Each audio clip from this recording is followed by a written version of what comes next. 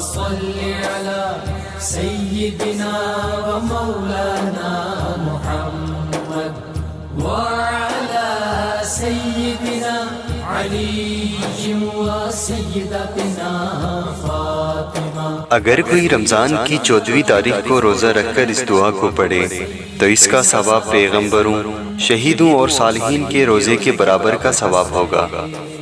دعا یہ ہے: اللهم صل على محمد وآل محمد، اللهم لا تؤاخذني بالعثرات وقلني فيه الخطايا والهفوات ولا تجعلني غردا للبلايا والآفات بعزتك يا عز المسلمين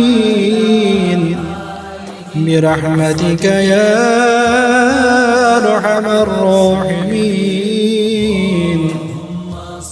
اے پروردگار، میری کوتاہیوں کے سبب مجھے نہ پکڑ، اس ماہ مبارک میں مجھ سے خطائیں اور بےہودگیاں سرزد نہ ہونے دے۔ تیری عزت کے واسطے مجھے بلاؤں اور مصیبتوں کا ہدف نہ بنا دے۔ اے مسلمانوں کی عزت، اے سب سے زیادہ رحم والے، تیری رحمت کا واسطہ۔